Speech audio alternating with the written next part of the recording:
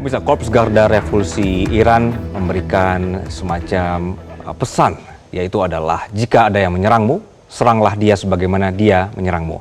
Ini adalah pesan dalam gelombang balasan ke-85.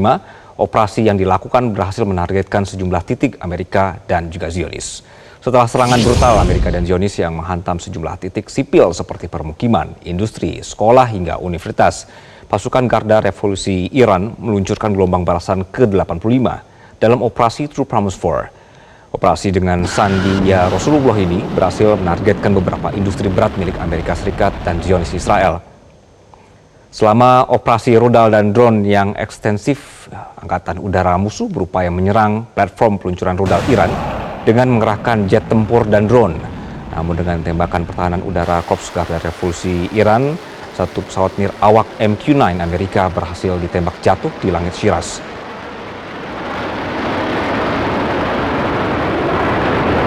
Jet tempur F-16 juga berhasil ditembak di selatan Provinsi Fars dan hancur sebelum mendarat di Bandara Arab Saudi. Komando Pusat Amerika mengaku terkena tembakan dan kerusakan total pada jet tempur itu.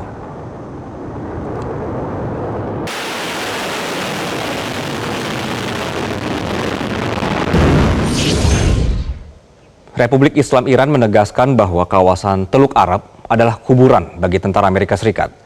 Dalam serangan balasan terbaru, Iran melaporkan lebih dari 500 tentara Amerika tewas dan terluka.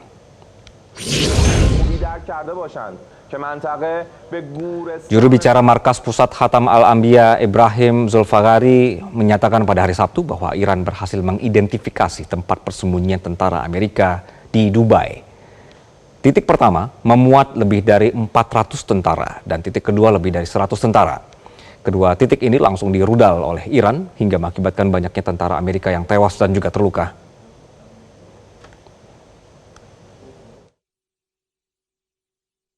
ساعات گذشته دو مخفیگاه آنها به ترتیب در مخفیگاه اول بیش از 400 نفر و در مخفیگاه دوم بیش از 100 نفر در دبی پنهان شده بودند که هر دو مکان شناسایی و مورد هجوم موشک‌ها و پهپادهای نقطه زن دلاور مردان نیروی هوافضا و نیروی دریایی سپاه پاسداران انقلاب اسلامی قرار گرفتند که تلفات بسیار سنگینی بر آنها وارد گردید.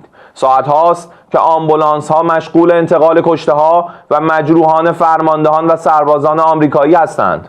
ترامپ و فرماندهان ارتش آمریکا باید به خوبی درک کرده باشند که منطقه به گورستان سربازان آمریکایی تبدیل خواهد شد و راهی جز تسلیم در برابر اراده الهی مردم قهرمان و رزمندگان شجاع اسلام نخواهند داشت و من نصر الا من عند الله العزیز الحکیم. Sementara itu, Trump mengakui kapal induk USS Gerald R. Ford milik Amerika Serikat terkena tembakan rudal dari 17 penjuru. Akibatnya kapal induk terbesar di dunia ini harus lari, bergerak menjauh karena dahsyatnya perlawanan dari Iran.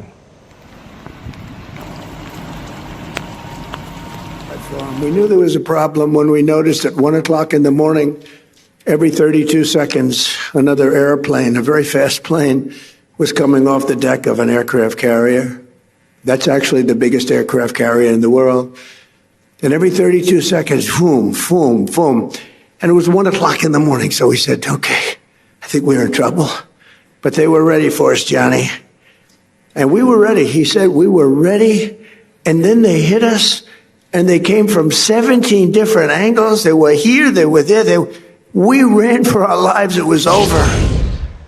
Kali ini, Yaman sudah resmi bergabung dengan Iran dan poros perlawanan Islam lainnya dalam melawan agresi Amerika dan Zionis. Titik-titik kumpul tentara Amerika tidak henti menjadi target Iran dan juga poros perlawanan. Kami akan membahasnya pemirsa bersama Marsma TNI Purnawirawan Agung Sasongko Jati, pakar strategi PPAU alumni US Air War College, dan mantan penerbang F-5 Tiger dan F-16 TNI AU. Selamat malam, Pak Agung. Selamat malam. Ya, Pak Agung, kita melihat bahwa saat ini Iran kemudian membalas dengan menargetkan fasilitas, personil, dan juga infrastruktur terkait Amerika Serikat di kawasan begitu ya Pak, di Teluk ini. Anda melihat ini sebagai murni strategi militer atau juga pesan terhadap regional, Pak? Oke, jadi yang dilakukan oleh Iran saat ini adalah bagian daripada strateginya, yaitu atrisi, perang atrisi. Jadi gimana?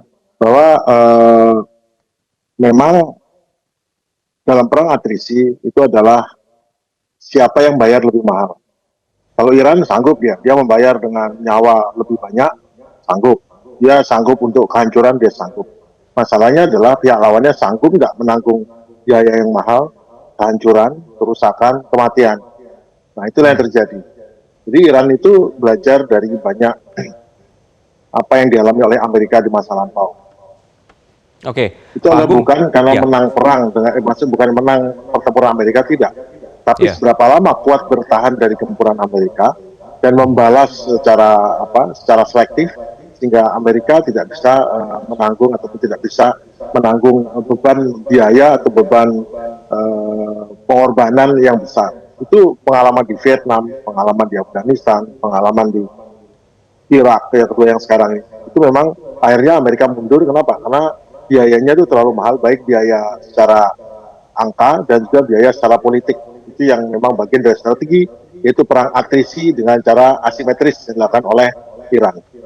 Oke, Pak Agung, saya ingin minta pendapat dari Pak Agung berkenan dengan serangan Iran terbaru berhasil mengenai pesawat AWACS ya Pak ya, milik Amerika yang berhasil dihancurkan oleh Iran. Ini kan kalau dalam dunia penerbangan atau juga militer sangat strategis sekali keberadaan dari pesawat AWACS ini. Menurut Anda bagaimana, Pak Agung? Jadi memang Iran itu tadinya adalah menyerang pangkalan-pangkalan. Ya, pertama yang serangan utamanya adalah merusak sistem radar. Ya. Setelah itu membuat saturasi ke sistem rudal penangkisnya, sehingga jadi ada radar untuk mendeteksi apapun kegiatan itu, ya. Kemudian khusus untuk rudal-rudal penangkis serangan udara. Dan sekarang mulai menghantam kepada yang lebih lanjut lagi, yaitu pesawat transport, pesawat tanker, dan pesawat pengendali, yaitu airborne early warning.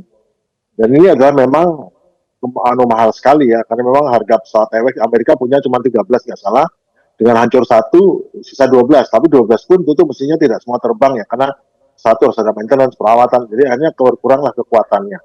Dan ini adalah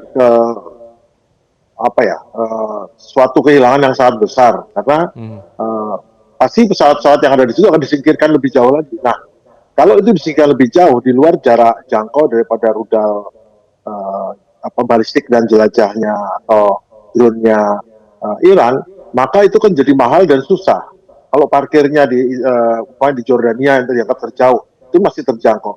Atau di Siprus, itu dia akan harus terbang dulu selama 2 jam menuju ke sasaran, dan nanti balik lagi. Akhirnya waktu untuk digunakannya makin sedikit di atas ruang udara di Iran kalau harus digunakan. Jadi Iran itu secara sistematis memaksa agar makin jauh, pesawatnya makin jauh, take off-nya dibawa kapal induknya makin jauh, kemudian take off-nya bukan dari Israel tapi lebih jauh lagi, dan juga mungkin dia juga membuat semua yang dilaksanakan itu menjadi lebih mahal, lebih lama, lebih berat, dan lebih ribet lah, jadinya lebih tidak efisien dibandingkan dulu. Orang Amerika cukup terbang dari seberang teluk, dari negara-negara teluk, tapi negara teluknya sekarang udah nggak berani juga, karena ancamannya jelas. Tidak hanya menghancurkan Amerika, tapi juga menyalurkan kepentingan Amerika. Dan kepentingan Amerika itu banyak sekali teluk, karena banyak sekali perusahaan-perusahaan teknologi, perusahaan-perusahaan transportasi, perusahaan-perusahaan komunikasi, itu ternyata adalah perusahaan-perusahaan yang memang sharing saham dengan perusahaan teluk, dan merupakan hub daripada atau sambungan daripada di dunia, daripada sambungan transportasi, telekomunikasi. Makanya begitu ancaman itu mengancam Aramco, itu adalah perusahaan minyak kerjasama Saudi dengan Amerika, atau mengancam Google di sana yang merupakan hub terbesar, itu jadi masalah, karena sebetulnya sebagian besar sahamnya itu adalah saham gabungan Amerika dan ini. Jadi akibatnya kalau itu dihancurkan juga, ya itu kerusakan besar bagi ekonomi Amerika. Itu yang terjadi. Oke, Pak Agung, saya kembali ke pesawat AWACS ini Pak ya. Dalam militer, apa sebenarnya tugas dari pesawat AWACS ini? Dan kalau sebegitu strategisnya fungsi dari pesawat ini, kenapa kemudian bisa diserang Iran? Apakah memang berarti intelijen Amerika kalah dengan intelijen Iran, Pak Agung? Tidak, karena gini, sebetulnya agak naif juga ya. Mereka percaya bahwa oke, udah janjian, bahwa tidak boleh pesawat yang menyerang berangkat dari pangkalan-pangkalan di Teluk. Ya akhirnya adapun pesawat tempur juga ada, pesawat Amerika, tetapi hanya boleh kalau bertahan, banyak kalau diserang rudal atau diserang jelajah atau drone mereka menghadang itu. Meskipun kadang-kadang mereka nyuri-nyuri nyerang juga. Nah, tapi mereka mungkin berpikir bahwa pesawat seperti AWACS segala macam itu bukan yang langsung ngancam, dan orang Iran juga nggak menyerang mereka, tapi kan pikir mereka begitu. Tapi kan Iran tidak seperti itu. Pada akhirnya diserang juga, karena AWACS itu adalah merupakan mata telinga. Jadi AWACS itu terbang, mungkin tidak terbang di atas Iran ya, terbangnya di atas Teluk atau di atas di luar wilayah kedaulatan Iran. Tapi dia menggabungkan semua data yang dihasilkan oleh radarnya. Dia punya radar di atas sayapnya untuk melihat bisa sekitar 300 km keliling.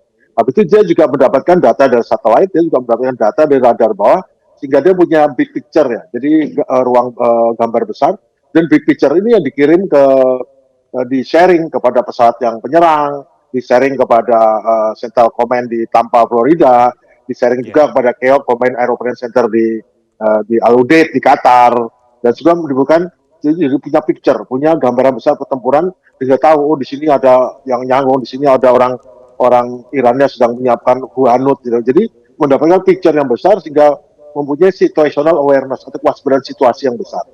Nah, dengan adanya pesawat ini dihancurkan, satu rusak, maka mereka harus tidak parkir di situ, parkir tempat yang jauh. Nah, dengan parkir tempat yang jauh, berarti apa? Berarti dia harus menunggu perjalanan menuju ke situ, kemudian makin sedikit waktunya ada di atas. Dan juga sekarang ternyata ya makin berbahaya juga, karena ternyata sekarang frontnya ada Houthi di selatan, ada Hezbollah di utara, ada proksi milisi di Suriah dan Irak. Artinya tempat untuk terbangnya sudah sangat terbatas. Dia mungkin tidak bisa melewati tempat-tempat itu lagi, karena di bawah mungkin kemungkinan sudah dilengkapi dengan baterai Arhanut atau pertahanan udara yang akan mengancam dia kalau lewat di tempat itu. Oke, Pak Agung, dengan janji Iran untuk menghancurkan kepentingan Amerika di negara-negara Teluk begitu, seberapa besar kemudian resiko bahwa negara-negara Teluk akan mulai menjaga jarak dengan Amerika jika mereka terus menjadi medan perang dalam tanda kutip ya Pak, tanpa perlindungan dari Amerika sendiri? Sekarang pun sudah menjaga jarak, dalam artian mereka secara resmi tidak mengizinkan pesawat yang melaksanakan operasi militer untuk Iran take off dari tempatnya, satu.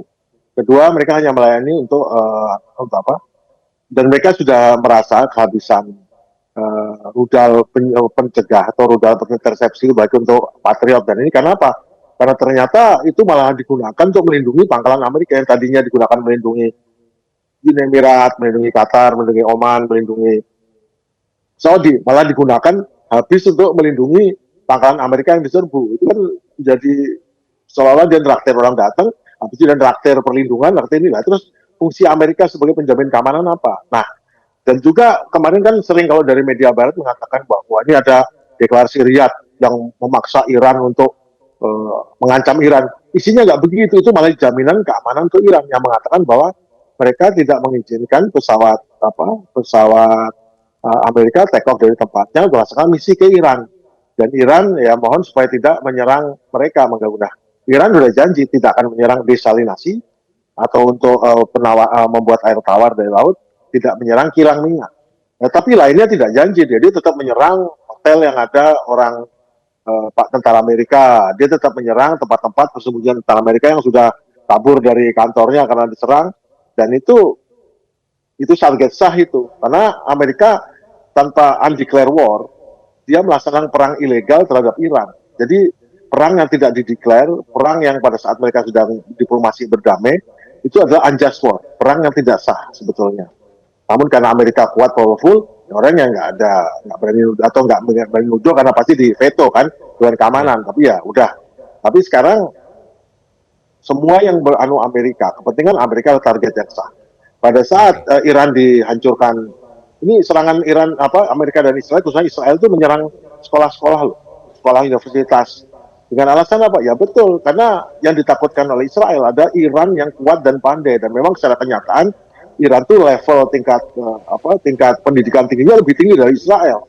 Jadi mereka ingin kalau ini pun hancur ya Iran akan kehilangan ataupun kemampuan untuk mengajarnya akan berkurang, karena memang menurut saya lebih Israel itu kayak cemburu dengan Iran, karena Iran jauh lebih punya power, jauh lebih punya punya peluang atau potensi untuk jadi lebih besar daripada Israel, dan itu yang terjadi saat ini. Baik. Pak Agung, berarti kalau begitu dengan kondisi saat ini yang tidak ada kemenangan cepat, tekanan domestik meningkat, kemudian sekutu mengeluh dan dukungan global terbatas, apakah kita bisa menyebut bahwa posisi Trump saat ini sudah masuk fase strategik stalemate, Pak? Stalemate pun tidak. Jadi gini, perang ini dimulai dengan kedudukan Amerika sangat kuat. Saya pakai komponen kekuatan atau instrumen kekuatan nasional. Diplomasi, Amerika kuat sekali, Iran lemah sekali. Informasional, Amerika sangat memegang informasi media pro ini, Iran lemah. Militernya jelas kuat Amerika. Ekonomi jelas tertindas, tertekan sanksi. Sekarang yang terjadi, diplomasi. Siapa bilang diplomasi Amerika pada top-topnya ini jauh menurun daripada diplomasi sebelum sebulan yang lalu. Informasional.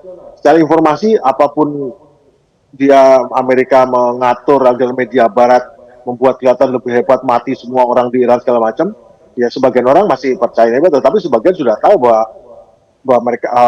Amerika dan Israel babak belur juga, telah kehilangan semua. Bayangin, dari semula punya 27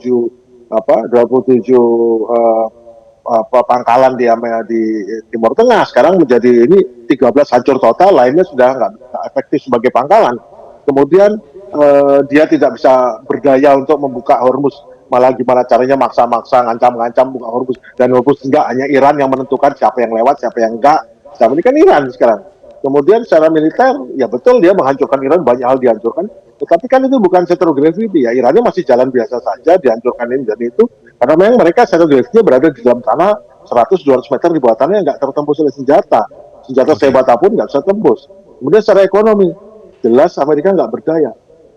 Kan orang sering bilang ya, yang bela-bela Amerika tuh, wah tapi kan Amerika punya cadangan minyak terbesar di dunia nih, nggak perlu butuh ini. Iya nggak perlu, tapi kenapa ditutup 2 hari saja kok langsung teriak-teriak harga minyak? Ternyata masalahnya bukan itu. Ternyata global economic system itu yang dikembangkan Amerika itu tergantung sekali, karena banyak bisnisnya terkait dengan apa yang dijual di sana, dari minyak, gas, kemudian helium, kemudian pupuk, kemudian sulfuric acid, yang semuanya adalah sangat tergantung di situ. Dan sekarang makin lama makin repot ini, karena ditahan, sebagian ditahan nggak bisa lewat. Itu kan sekarang makin naik itu bunga bank. Orang Amerika nggak bisa bayar kredit. Banyak orang nanti tinggal di jalan tuh di Amerika nanti. Lebih banyak karena nggak sanggup bayar hutangnya yang pakai kredit card itu. Itu yang terjadi saat ini. Baik. Jadi Amerika Pak Agung, ya. Baik. Iran di atas angin, Amerika di bawahnya.